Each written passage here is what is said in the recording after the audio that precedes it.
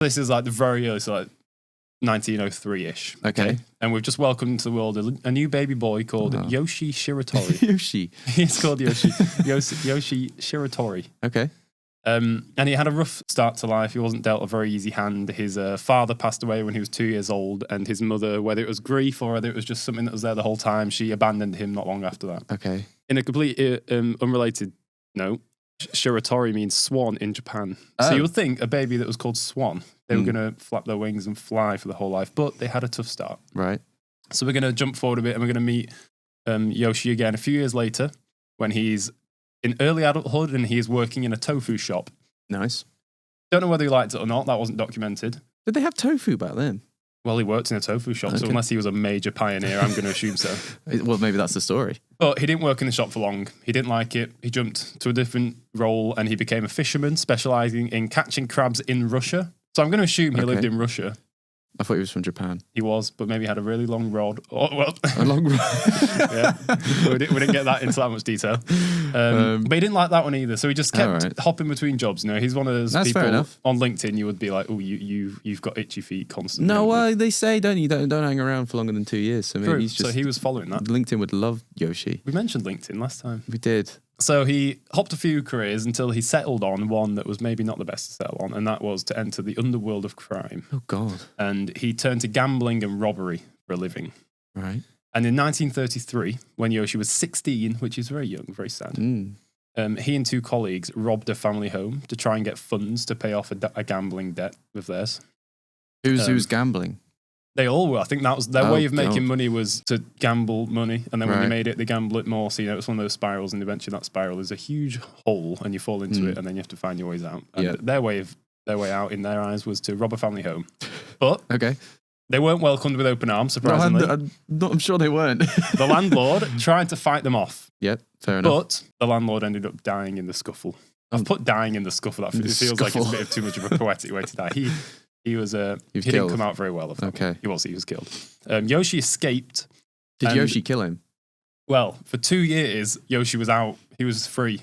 And he was thinking, I was there, but it wasn't me that killed it. And widely it's regarded that he didn't kill them. Right. But one of his accomplices told the police that he did. So 2 years later, Yoshie was arrested and he was charged with robbery and murder. So he was locked away in Aomori prison. I've butchered that name. Aomori. Phonetically, I don't know what it is, but written down is Aomori. Okay. And this was in 1936. And oh wow, we've jumped quite ahead. So well, remember he was born in 1906. Wasn't it? Oh yeah, that might have been an inaccuracy actually. Oh, right, So we'll forget when he was born. This is now 1936. Okay. All right. And this is in a penal landscape where human rights were not extended to prisoners. Right. So they weren't treated very well in prison. And Yoshie and his fellow prisoners were subjected to physical and verbal abuse. God. And Yoshie, he was clearly a good guy deep down because he did his absolute best to protest this treatment, both for himself and for those around him. But not only did his protests fall on deaf ears, he was also locked away in an even worse cell as a punishment. I imagine it's like solitary confinement. Yeah. He decided that at that point, enough was enough. And can you guess what he did? Did he escape? He did. Oh my God. Yoshie studied the prison guard's movements for months. And when he felt the time was right, he removed the wire. You're going to have to hear this one out. He removed the wire around the bathtub towel in his cell. What? Don't question it. There's wires in bathtub towels. And he used that wire as a makeshift lockpick. Why are they putting wires in towels? I don't know, but they did, and he used it to his advantage. I think that's on them, I think. Yeah, it is. He expertly escaped the prison in the disguise of night, and the prisoners who checked it, sorry, not the prisoners, the guards who checked in on him overnight believed that he was there because he was always one step ahead, and he'd taken all the floor panels off the floor, piled them on the bed, and put the blanket over them. So for the guards that just peeked through, it looks like he's that's a classic one. It's classic Yoshie. So no one knew he was gone until the next morning, and by that point, he'd already had enough time to make good distance.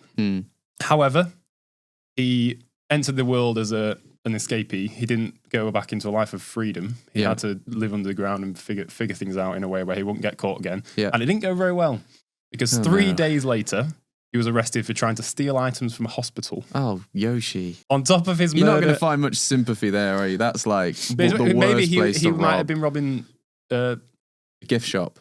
No, he might have been robbing plasters to help a poor puppy that was on the streets and hurt his toes. Was he? Yeah. No. but don't judge a book by its cover. Sorry. On top of his murder charge beyond this, he was now charged with escaping prison, and he was sentenced to a full life term in prison. Jeez. He was locked up in Miyagi prison, but in 1942 he was transferred to Akita prison, which are two deities that mean nothing to us, but they're both different prisons. Due to his track record, Yoshie was locked up in a cell that was specially designed to prevent escapes. It was very narrow, and there was a high ceiling, and it was not at all heated, which I think is maybe just to give him no energy, and then they just lie there shaking, trying to keep the body heat in. But then they give him a towel with bloody wires in a bit. Not at this one. They're no fools. They're no mugs at this one. Right. And there's probably literally no mugs because somehow Yoshie could use that to escape. The only ventilation was between the iron bars on the windows and the doors. Right. He was handcuffed at all times, other than when he was bathing, because I'm going to assume the prison guards drew the line at scrubbing his armpits for him. Every night, Yoshie used his initiative, and he kept climbing up the walls to the vent, which, after me saying he has got his cuffs on all the time, that might be like, how's he doing that? But apparently it said that he used a wire to escape out of the handcuffs and then climbed up to this vent where the wooden... It's a wire again? It's wire, yeah, so they need to stop putting wires in these prisons. What are you doing, guys? But they climbed up to these... He climbed up to these wooden beams, and bit by bit he chipped away at them because they were rotting, and he thought, that's my way out. Yeah. And so he kept doing that, and at one point they were loose enough for him to break them off. But Yoshie's no fool, and he waited for a stormy night, and then he broke through the beams and escaped, and no one heard his footsteps because of the patter of the rain and the crash of the thunder. So he bashed them on cue that's with the lightning. I'm pretty sure they do that in the Shawshank Redemption. Oh, yeah. I think that's what they do in that. He was free again, but he struggled. Okay.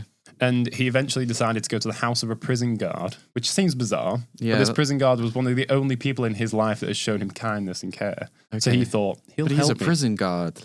He is, but he had no other help. Right. His back was against the wall here. So he went to this guard called Kobayashi, and he told him he didn't mind being imprisoned.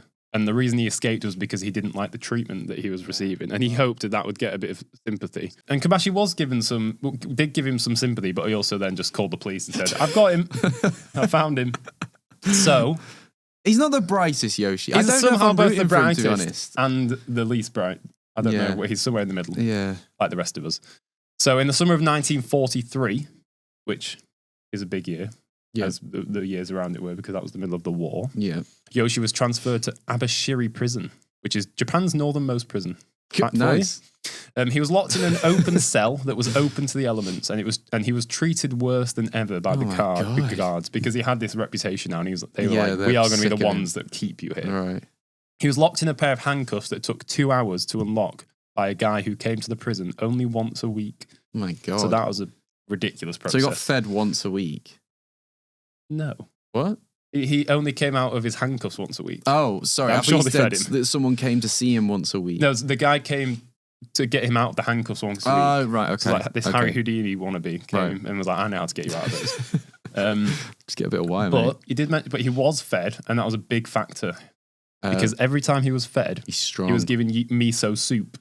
Oh, no. Is there wire? Can you imagine what he used the miso soup for? Like corroding something? Exactly. Really? He dripped it into his handcuffs so that it slowly eroded the metal over a long period of time. And obviously all of this took place over years and years. Yeah. And eventually he was able to break out of them. Nice. And then he purposefully dislocated both of his shoulders so that he could fit through the delivery food slot in his cell door like a proper contortionist. And during a wartime blackout, he escaped the prison. Again, he's been smart there, you see. He's thinking, there's no lights, they're making themselves invisible, which makes me invisible. Yeah. So he took that chance and he escaped. He was free again. And for 2 years, he lived in an abandoned mine shaft. Until one day, he heard about the surrender of Japan in the war. Yeah. And he descended down to a nearby village. He maybe thought, I've surrendered. That means I'm no longer a big news story. No one's looking for me anymore. And also maybe everyone will be smiling. I'll be welcomed with open arms. He's a war hero. Not that they would be smiling because they are in Japan and Japan just surrendered. Yeah. But he came down to this village to try and get some food. And while he was stealing tomatoes from a farm...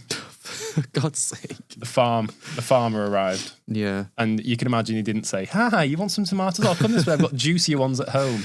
Instead, he said, get off my farm. In that accent? Yep. Yep. and a scuffle ensued. Oh, not another scuffle. And unfortunately, Yoshie is clearly very good in these scuffles. Oh, no. Because the farmer was murdered. Oh, for God's sake. So Yoshie was now convicted of murder, and alongside his long list of previous crimes, including he was sentenced to death. And in the holding cells, he was placed in a specially designed cell with low ceilings and windows that were smaller than his head. You're very interested in the height of the ceilings. In every single it's one, a big one. You Is can't it? climb up. And they've specially designed, so this is now a Yoshie safe. Okay. Okay, they've literally designed this cell so that Yoshie himself can't get out. There's no way he's getting out of this. But there's been a trend in what he's done so far. Every time he's escaped, it's been up here. He's climbed to the top. Yeah. So they've thought he can't get to that roof. Yeah. And they kept their eye on it up there. And they were like, you know what? We're not even going to put handcuffs on Yoshie because we know he's not getting out of here. No, don't do that. And you know what he did? Did he get out? He thought they're checking upwards, but they're being foolish and they're not looking down. So every time he got given miso soup, which is for the second time, it's coming to his benefit. Why miso soup? Because that must be what they give him. So every time he got miso soup, he used the bowl to slowly dig a tunnel, and he got out, and he was free once more. Why is he just on like muddy ground? Like surely they've got like a floor, like a stone. Well, they've got lots of floors, and that's why he's out. Oh God. Okay, he's free once more, and after a year of freedom, he's living the high life. He's probably not. He's probably living back in a cave, midlife at the best. Yeah. And this is quite a nice little ending, okay? I don't think I want him to have a nice ending. He's been free for a while. Yeah. And he's in a park, and a police officer offers him a cigarette just for nothing. He's like, do you want a cigarette? Oh, that's nice. And something must have really hit Yoshie there. They had a scuffle. No scuffle. Something really must have touched Yoshie, and he thought, in exchange for this cigarette, I'm going to give you the truth.